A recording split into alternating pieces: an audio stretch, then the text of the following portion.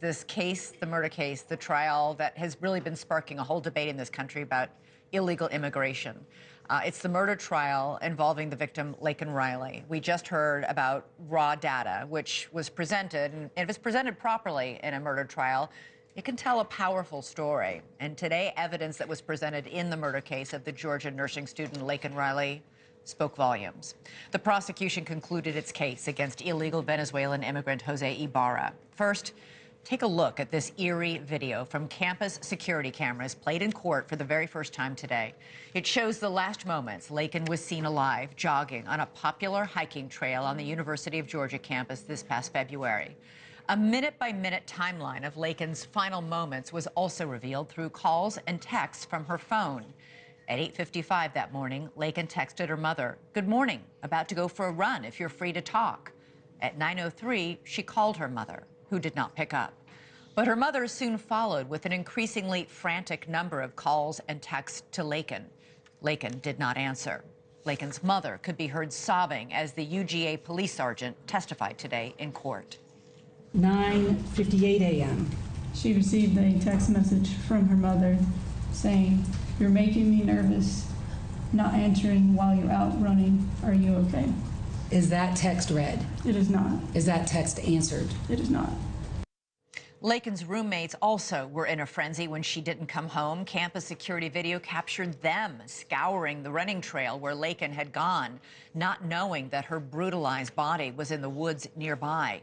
Meanwhile, prosecutors say Ibarra may have had another target that morning as well.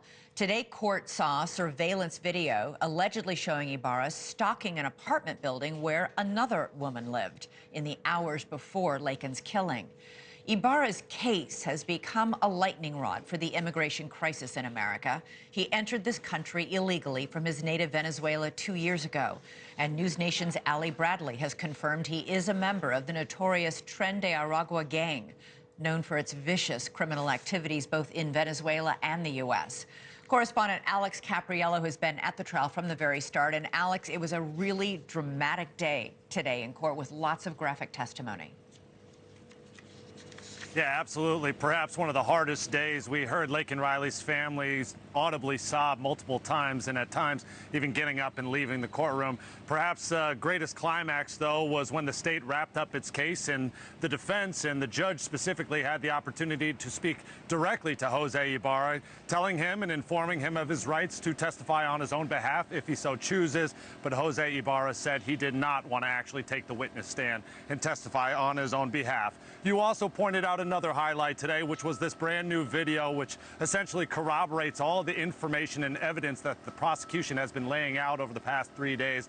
That video showing Laken Riley on her run, the last moments before she was murdered in cold blood right here on the University of Georgia campus. Also, the new video of the suspect in this case, who prosecutors believe is Jose Ibarra. We also heard from the medical examiner today, who really went into great detail about the autopsy that was performed on Laken Riley's body, describing the injuries that occurred to her head, the blunt force trauma, and the asphyxiation, the causes of death in this medical examiner's eyes as to what exactly happened to Laken Riley. Take a listen. Laken exhibited blunt force head trauma as well as signs of asphyxia. And in this particular case with Laken Riley, were you able to determine what type of asphyxia you saw? I was not able to categorize it. So how did you categorize it in your report then, or how did you characterize it? I just refer to it as asphyxia and not otherwise specified.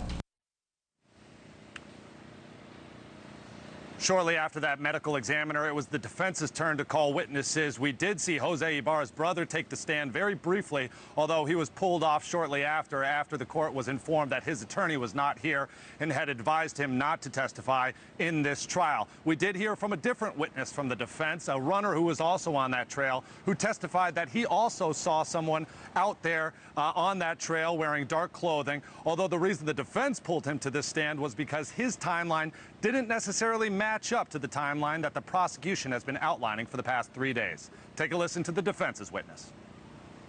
What I noted to the police officers was that I saw an individual that was wearing dark clothing and seemed out of the ordinary. It was really a split second, but they seemed like I said, it seemed to be kind of aimlessly wandering.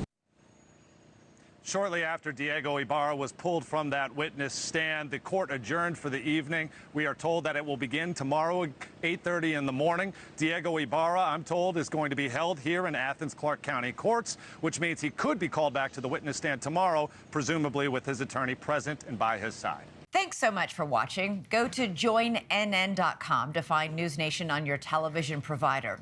And don't forget to click the red subscribe button below to get more of NewsNation's fact-driven, unbiased coverage.